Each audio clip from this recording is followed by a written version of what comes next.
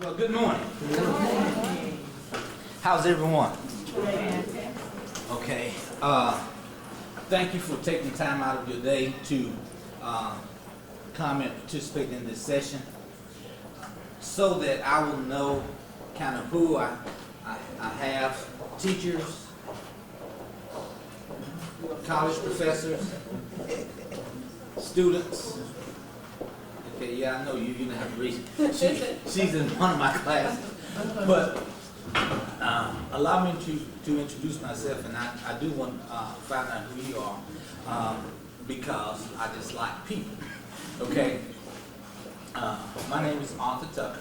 My job is Executive Director of Curriculum and Instruction at Dumas. I'm kind of like a car. I've been around a lot, got a lot of miles, so this is my 38th year in education. I've been an elementary teacher, junior high teacher, elementary principal, middle school principal, high school principal, director of alternative school, assistant superintendent, been a superintendent, got healed from that.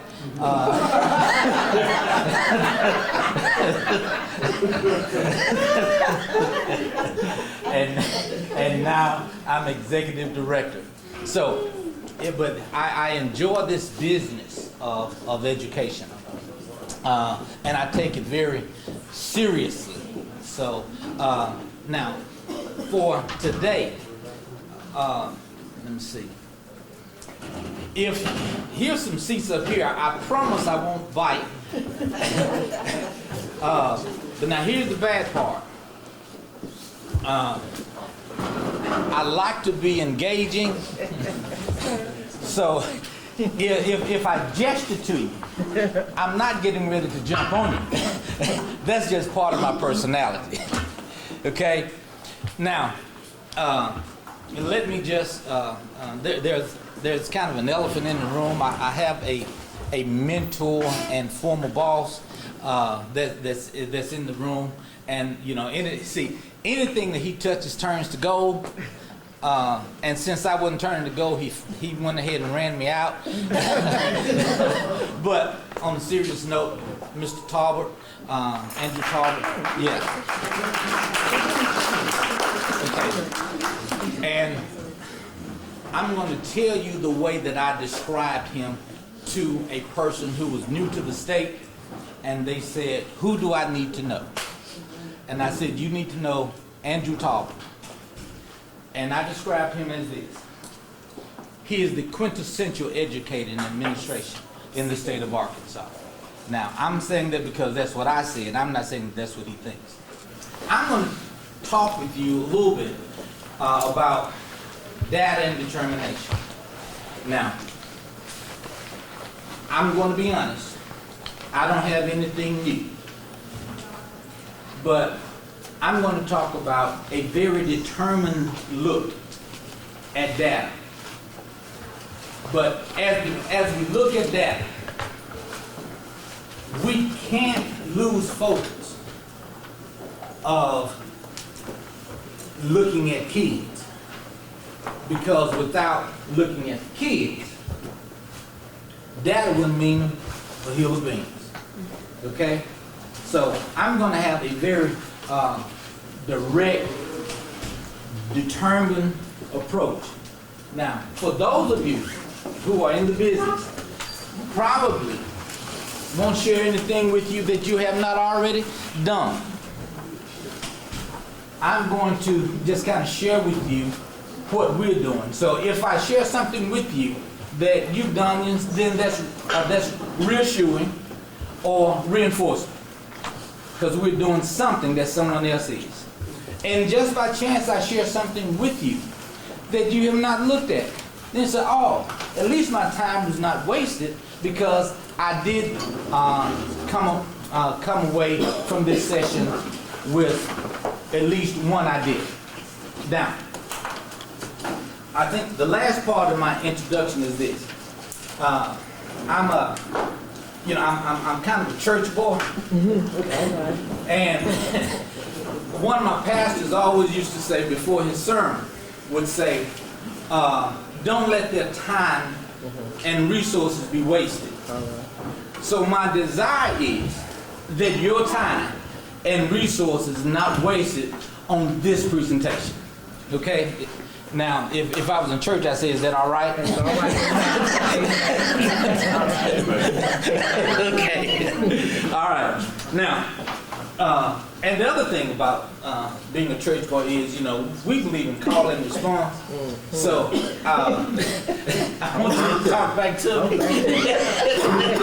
I want you to nod. I don't want you to go to sleep on me. I want you to say, okay, I see that, I understand that. Okay? So, here we go. My goal is to review the state's accountability system. What are we judged by? Okay? Then review some information to Jefferson County districts, because the information that I got, that I received, was that look at ways to help the schools in Jefferson County. Okay? Then review some student achievement data from local district. That's my district. I'm going to share with you what we're doing in our district, and because it's like putting, if I want to share schools in Jefferson County, if I want to put that data up, then it's like I'm throwing them under the bus, you know, and I don't believe in that. Okay, and then look at the local district's efforts and what they're doing to improve student achievement. So, I start with the state accountability system that you call ESSA. And ESSA says that, that stakeholders have to be provided with an opportunity to participate in the improvement of schools. Okay? And that participation looks in 5 ways: achievement, growth, English learners, their progress in achieving of command of the English language, graduation rate, and school quality, or the SQSS. Okay? Y'all know that, right? See, I told you. Okay, so here's kind of the way that the accountability system works.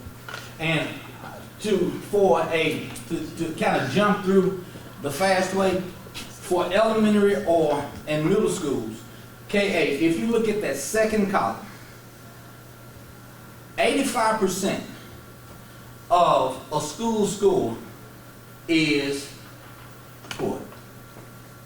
Weighted achievement and growth. 85%.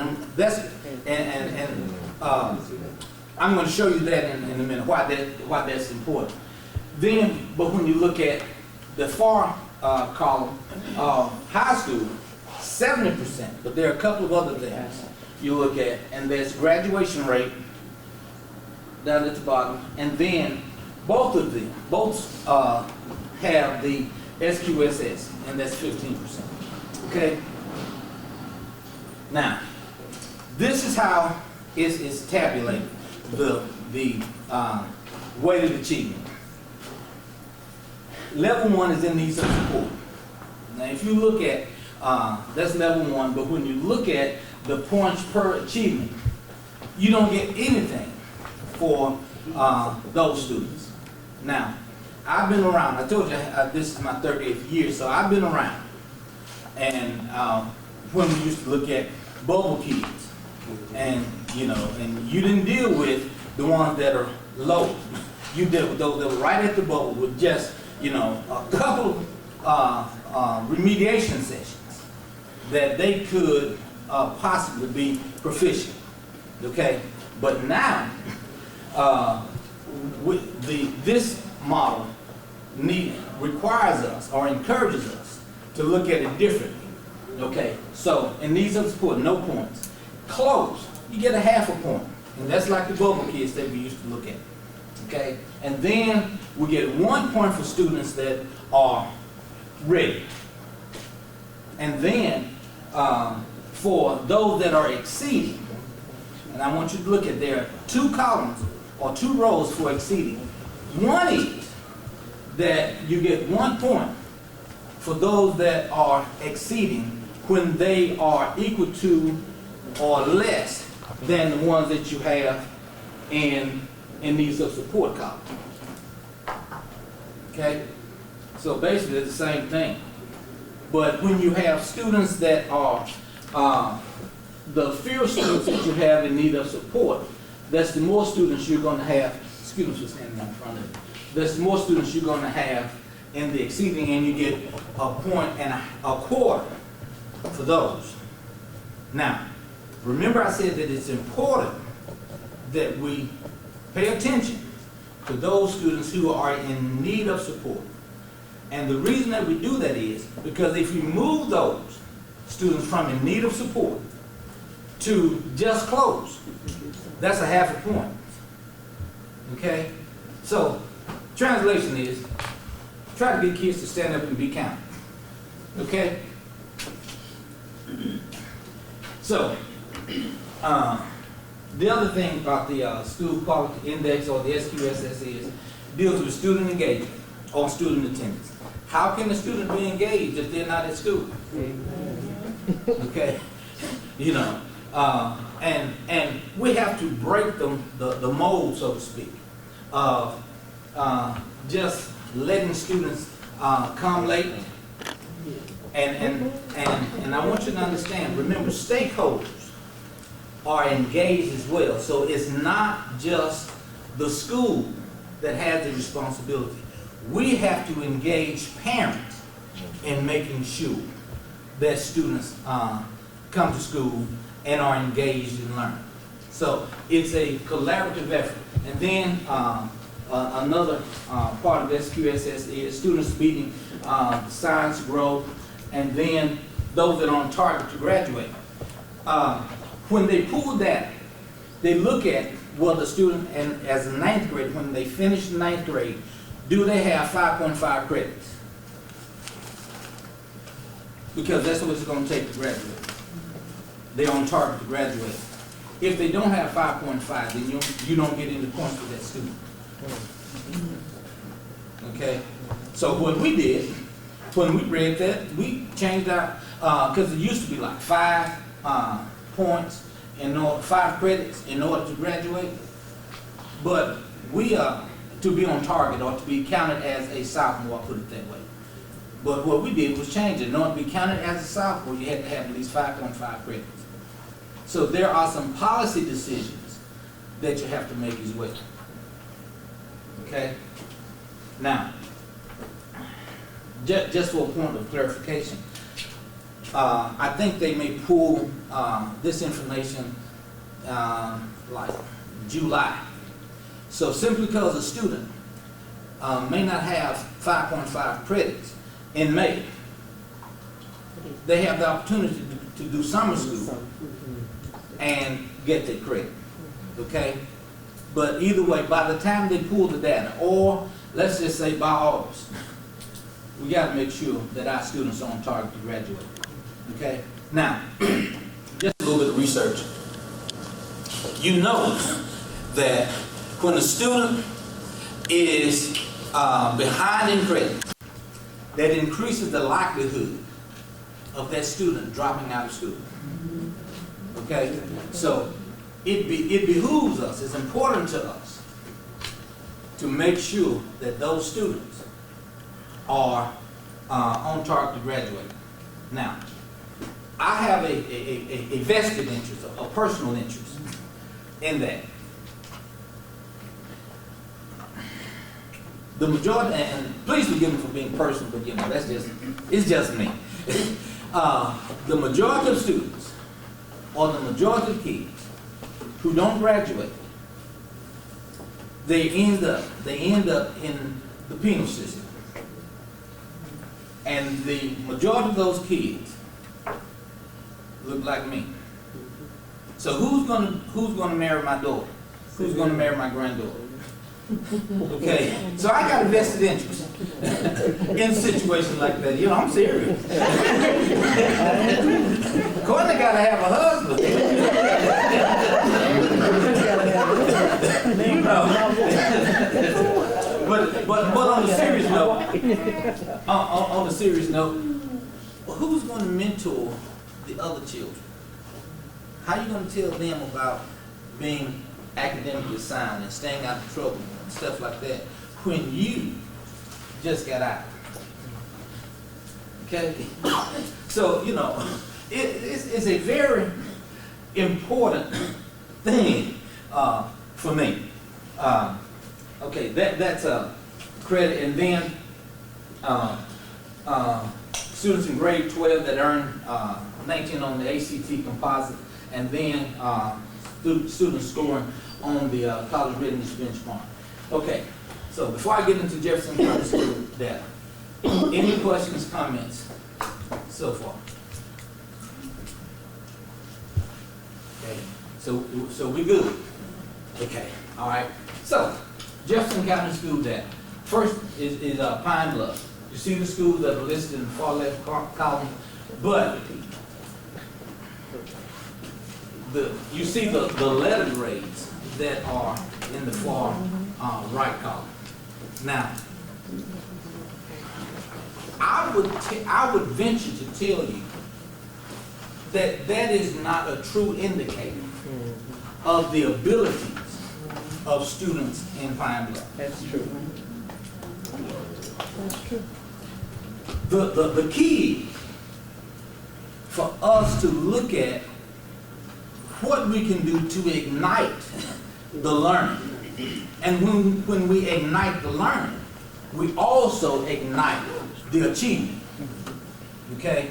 So, and that's the determined look, you know, at that. So that's nothing new. Everybody knows about the dismal report card that, and it's not anything new.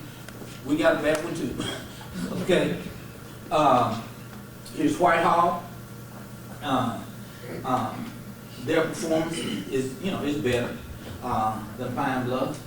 You have Dollarway, and then you have Sharper, which is a little bit better than Pine Bluff School District. So, what do we do when we have such a dismal picture of achievement? What do we do? Go ahead. Yes, ma'am. Go. I saw you getting ready. I saw you thinking. I'm thinking that maybe our educators are not prepared to prepare the students to be successful in the classroom. What can the state of Arkansas do to prepare the student teachers to prepare them to be successful? I think that's where we need to start. Okay. All right, so, okay, and that's all right. So let me just kind of delve a little bit further. So why do you say that educators are not prepared? Because I found in my research, some of the teachers at the school district are not, they don't have licensure yet. Mm-hmm. Okay. They have the difficulties of passing what is required for them to teach the students. Mm-hmm. So. All right, and that's good. But what if I told you, I see your hand. So what if I told you that there are people who teach teachers at the university level that can't pass the practice exam? Come on now. That's very true. Okay, so are they not prepared? Come on. Okay, you see, but so let me say it this way. Yes, we as a body of educators need to do a better job. We do. Okay? But is that the sole thing? Okay? And now that's rhetorical. You don't have to respond. Okay? All right. Yes, ma'am. This past year I did my internship at Jack Roby, and what I did notice is that a lot of the professional development is done during the school year, and a lot of the teachers are gone. Then that leaves subs, and then the subs call in. Therefore, we have children in the gym, or children sitting in classrooms with no teachers. Therefore, children are not learning. So that was one thing that I observed while doing my internship for my master's ed. The teachers are gone to professional development with the majority of the year, while they should be in the classroom teaching. So, and that means that we have a logistics problem that we have to work out. Okay? Yes, sir. Then another thing, I think it starts, I know it starts at the home. We have to look at that low income rate of all these school districts. If we go back and look at the, White House School District, we know that's like you in a good area, like you making some good money if you stay there at them places. So with that being said, if you're in a low income area and you're in a single parent household, can't one parent just be like, okay, I just got off work and now I was trying to make sure all these kids are okay. Now let me see about the education. A lot of that is not going on. So a lot of that we need after school programs where we are educating the students that are being left behind, or going to these houses and seeing like, okay, how could I help you? Or creating something more innovative like an app of teaching us parents, okay, they have homework. This is how you can help them with their homework, because a lot of the parents don't have education as well. So teaching them, they wouldn't even ask for the homework because they don't even want to get embarrassed, because some kids know more than they do. So that's where it started. All right, now, yes, sir, and then yes, sir. Thank you. Okay, all right, thank you. Yes, sir. So Charles Lewis, I'm principal of Friendship Inspired charter school in the city. So I want to speak to the licensing piece. So I took over my first school when I was 32. And I sat across my desk and I fired teachers who had licenses. The license is not what makes a great teacher. Amen. That's right. It's not. Everybody in football has a driver's license. That doesn't mean you're not going to get wrecked. So the license is not what defines the quality of a teacher. And I'm coming from 14 years of traditional public school setting. This is my first year with a charter school, so I had that misconception that the license is what makes it happen. It's not. You need people who have, everybody here knows that have a passion. Passion. That's right. That's not it. You have to have You need a compassion to serve our kids. You need to have passion and compassion to serve our kids who come from low-income areas who are facing socioeconomic issues. That's right. It's not just the licensing piece. That's right. It's a logistics piece. You have to be strategic with how you professionally develop your teachers. And you also have to come from someone who comes from Indianapolis, Indiana. I used to say y'all when I first came to Arkansas. We are so far behind the times of the rest of the country.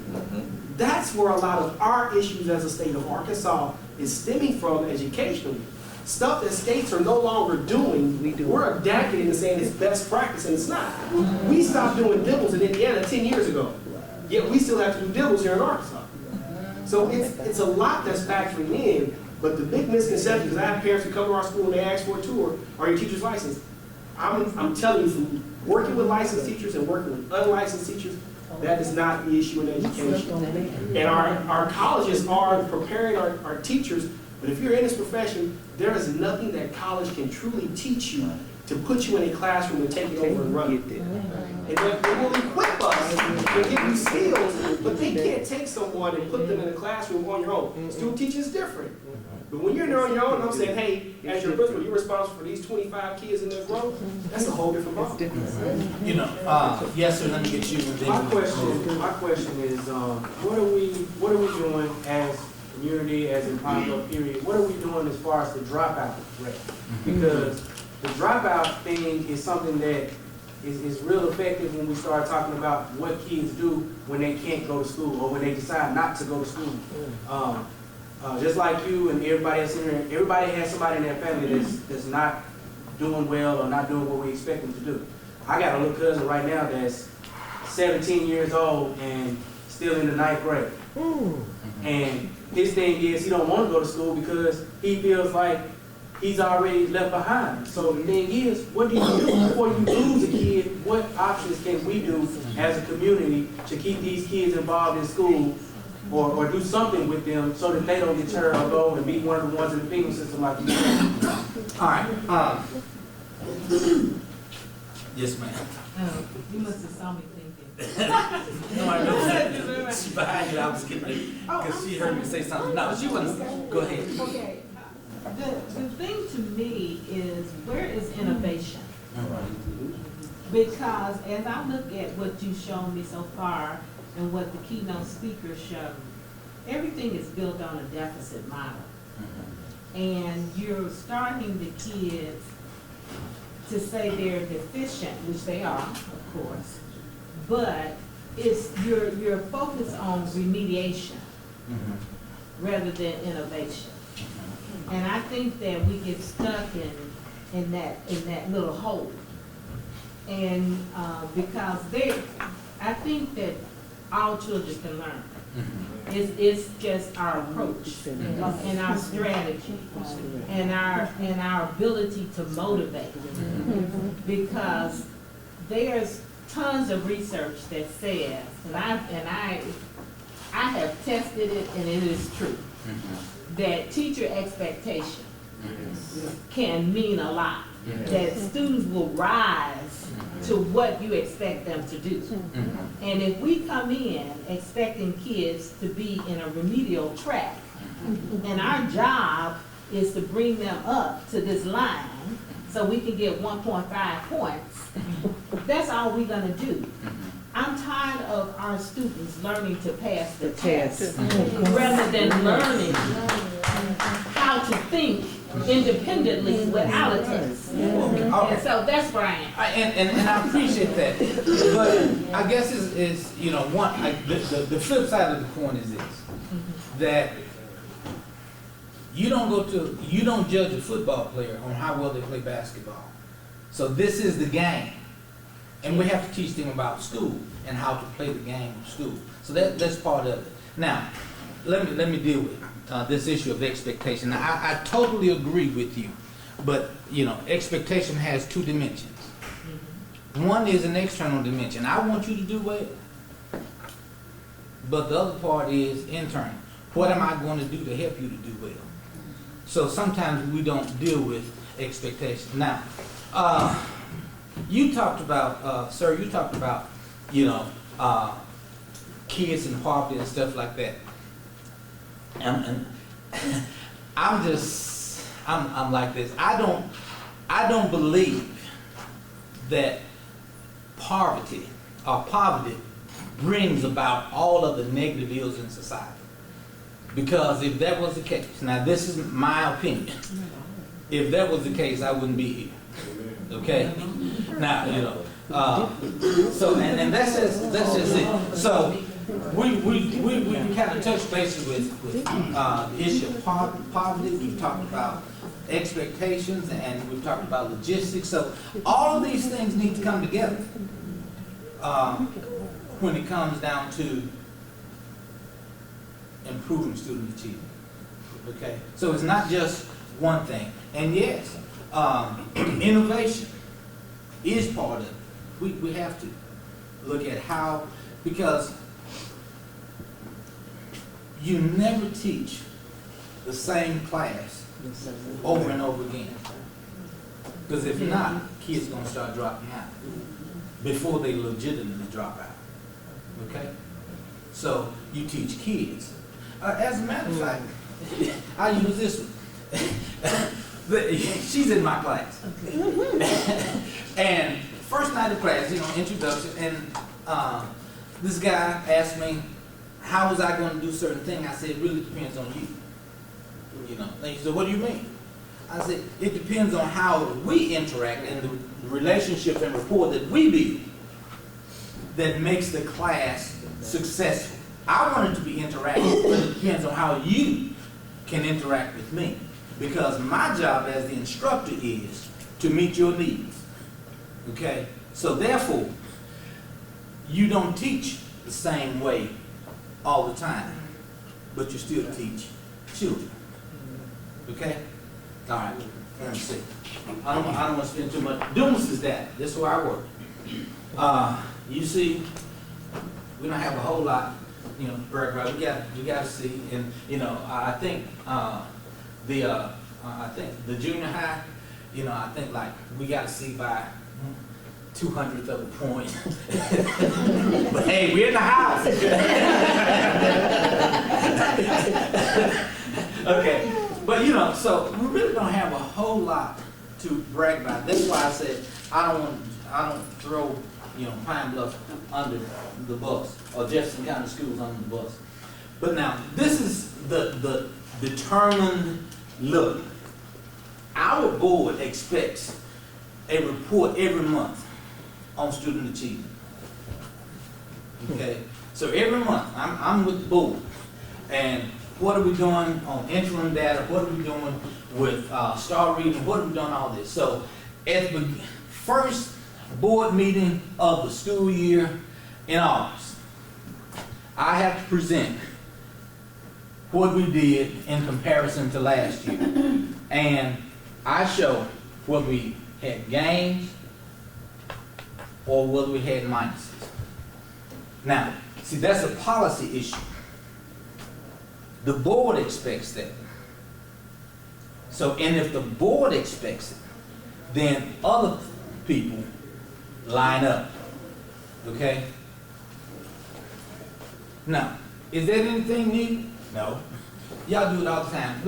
Let me back up a little bit. I told this young lady that I saw her hand and I was going to call her, so please forgive me. Go ahead. I just wanted to address, the gentleman asked about dropout, dropout rates. And the answer to helping lower the dropout rate is what Mr. Wood said about passion and compassion. The kids know who really care about them. And my daughter is in 7th grade. She makes straight A's. She said, if I could, I would drop out. She's bored. She only makes straight A's because I won't let her play basketball if she doesn't. She said the teacher said give them packets of work to do, and most of them don't care. She has 2 favorite teachers and that are actually doing something. Teaching them, doing activities with them so they can learn. The other ones, they get a packet of work or they're on the tablet, and I can pull up Khan Academy and teach her that stuff at home. You know, so she's bored. If she could drop out, she would. But she can't because I'm her parent. And then that goes back to what you were saying about poverty. I know parents that work factory jobs, they gotta be there at 7, so they have to leave the house before the kids get on the bus. They don't know whether the kids get on the bus to go to school or not, because school policy in elementary school, they don't notify the parents unless the kid has been absent 3 days. It was not like that when I was in school. If I didn't show up within 30 minutes, it's gonna be a call to my parents to say, this child didn't show up at school. That's how kids disappear, kidnapped from the bus stop, because they don't call the parents when the kids don't show up at school. They have to be absent 3 days. So this is a systemic problem all the way around. And teaching to the test, now I'm not as familiar with the ACT Aspire as I was with the Iowa, but I was wondering why was my child taking an Iowa test of basic skills? That was normed on kids in Iowa. See, I used to teach assessment. So why are, so I don't know what the Aspire was normed on. I haven't had a chance to delve into that. But that's the issue as well, the testing. You don't teach to the test, or teach to a test is not even normed for your population. So it's a systemic issue that's gonna have to be just completely overhauled. Okay. All right. Now, let me just kind of go back and just kind of sum up. Testing is big money. Now, I'm going to tell you, this is an opinion. Why testing is. Way back a long time ago, there was a psychologist named Joseph Adler, and he wanted to show why what he was doing or was so much better than what everyone else was doing, and therefore he started this testing stuff. So it's called the Adlerian theory of testing. So, and that's kind of where we are. So when it comes down to the issue of testing, how am I going to attract businesses to my community and them not go to yours? Because I have data to show that my community is better. I have a workforce. Okay, so that's part of the issue. Now, and we can debate the issue of testing, but better than debate, I think the better question is what are we doing about it? Because when we don't have jobs, it doesn't matter about debating. We need jobs so that we can be gainfully employed and make a living for our families. I think that's the biggest thing. So, but this is what the board expects. Another thing that the board expects, everybody asks, and we try to be transparent. Everybody asks, are these the same students? This was last year, so we give them what they asked. The yellow indicates that those are the same students. So when they talk about what they did last year and things like that, then you have the history of those students. And, you know, and we take that, as you can see the green column, they would go to the 5th grade and then they would be in the 6th grade. You have the same thing with blue, and we kind of do that all, you know, as far down as we can. That's not anything new, but it's determined. We have to, you know, if we're going to look at that, we have to do those things like that. Okay? Here it is. By teaching, and what this graphic is, it's ready and exceeding, close and least. These are the number of students, like the first teacher. Ms. Griffin has 21 kids in the class. She had 16 kids that are ready or exceeding, and then 5 kids that were close or needs improvement. Okay, and we do that across the board. I think the first column, the first 2 columns is going to be English, then math, and science, and reading. I think that's the way they call it go. So that's just data. It is a disciplined approach to looking at data. How can we find out where we're going if we don't know where we are? Okay. As a matter of fact, my superintendent made the statement. I'll pass on that story. Let me. Okay. Here we go. Same thing you're doing. We look at data, and this is just one of the strands on the ACT Aspire. We have it broken down by demographic. You know, 3rd grade. This is their first year. We don't have the data on 3rd grade students until the end, so they'll be reflected in 4th grade. So, African American, white, Hispanic, free reduced lunch, economically disadvantaged, and then English language learners, and then students with disabilities. Yes, ma'am. Okay, so I have a question. So this is based on the ACT Aspire and all the kids that take it. So just a few weeks ago, I was doing my field experience and I was at James Matthews. And even other than that, like I've been working with kids a lot in a whole lot of different areas, so I have a lot of different perspectives.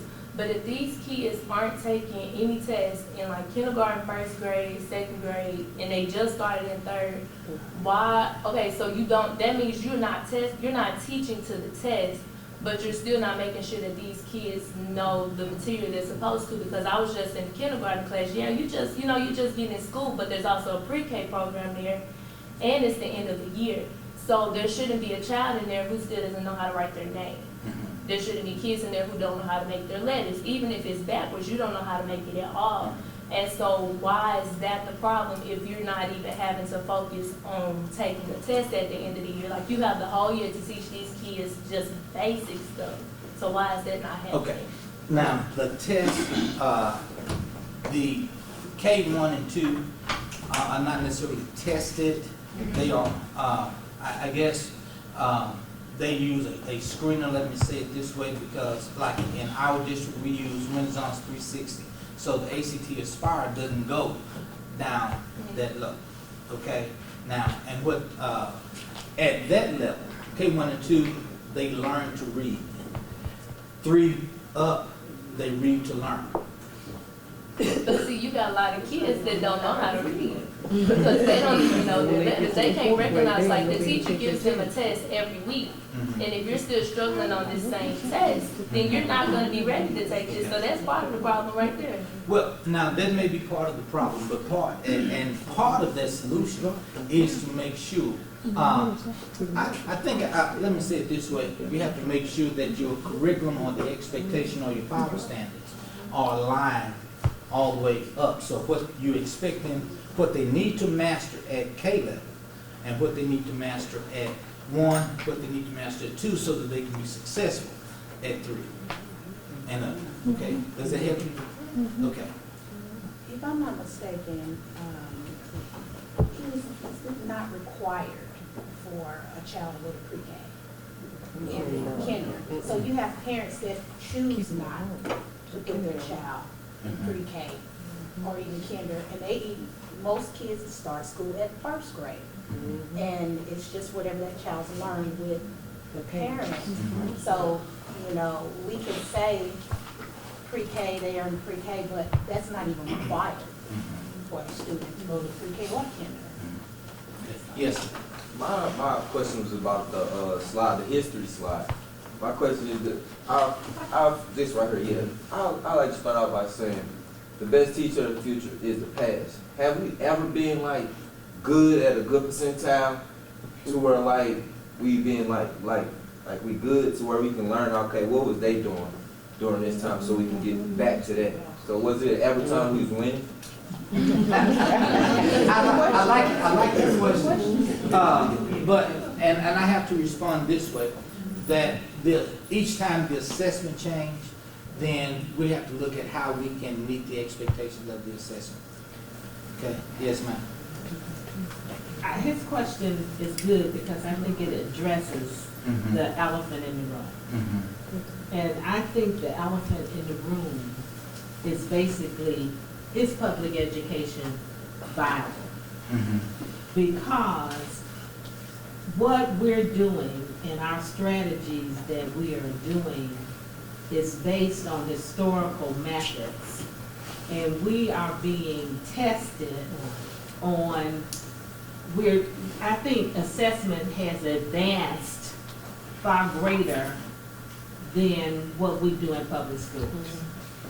And we need to begin to look at how we address the new way of teaching. I think that when they started charter schools was a way to begin to address that, to look at some of the structural things that they felt that teachers in charter school could be free from so that they can actually begin to teach. And perhaps the charter school principal can speak to that. And however, I just think that we need to begin to look at how we are rehauling or changing or restructuring public schools to address the new challenges. Go ahead. Yes, sir. I think a lot of the conversations, great conversation, I agree with a lot of things that have been said. But I think also we need to change the structure of what we're doing. We need to make time the variable and not the constant. We're teaching the way we were taught. Prime example, before kids come to school, they learn on their own time. I got 3 grandkids, 3 grandsons. They didn't all learn to walk at the same time, talk at the same time, potty at the same time. And when they learned they were ready, then they did what they were supposed to do when they were happy. But when they get to kindergarten, everybody's not ready for kindergarten because some don't have the support from home. But we give them the same dose. Your child is bored because it's not personal. Learning is not personalized. I got a set amount of things I'm going to talk about, and then if she gets done with that, quick, I don't have anything else for her. You need to personalize it. And so in a 45-minute class, you may get it in the first 15. I don't get it in 45, but the bell rings, we got to go. Make time the variable and not the constant. We're still using the same stuff we've been using. We got different grade kids now. They're screenagers. Yeah. And if you don't understand it, they're not going to sit and get it. And so you got to tap their interest by the thing that they're interested in. And you say, they'll sit at a game and play for 2 hours, but then they'll go to school and you say they got ADHD. No, they don't. That's the They're not truth. interested in it. That's true. We got to change our structure, the whole structure, and that's personalized learning in a bag. Okay, Candace, can I put you on the spot and talk about what you did at the innovation when you were at Warren? Oh, we did that back in 2010. We don't give grades. We give levels of learning. What do you know and able to do once you learn something? Plus, you always all sat in class and made grades. A didn't know that 2 weeks later. That's so true. Right? Right. What do you know and able to do? And then some people can do it right, some can speak it, and some have to just do it. So give them, it's like spelling. We're going to have a spelling test on Friday. What if I want to take it on Tuesday? What if I'm not ready on Friday? So we started just doing personalized learning. And so we have levels of learning rather than grades. And then when a kid finishes that level, they move to the next level.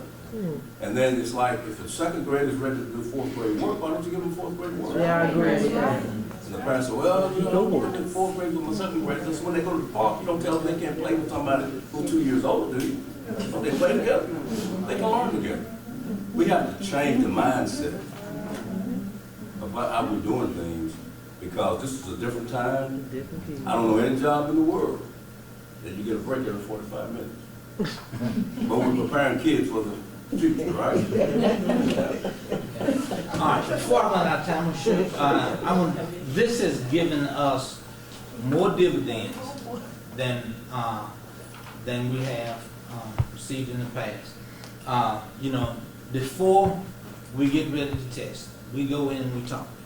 Now, to some students, when the executive director comes over and talks with them about the expectation of performance, then they stand up and take notes. Now, that's not anything new. When I was principal, I did the same thing. Talk with them about the expectation. The second thing is student conferences. We sit down with students and we talk with them. We show them where they were on the interim assessment. Okay, this is where you are. This is where they need to be. Not they need to be, but where they need to be. Okay, and then the growth target. We deal with those three things, and then the fourth thing is what we need to do most of all. What do we need to do to help you get there? And that's the issue of expectation. Okay? Now, because if I'm looking at time correctly, time should be just about up. So, we kind of deal with questions and answers. I feel a couple more questions, but that's my information. If you want, so any other, yes? Hold on, I know we was just want to give you a token of appreciation for coming here and talking to us and enlightening us about what's going on in our school district. So, Thank you, sir.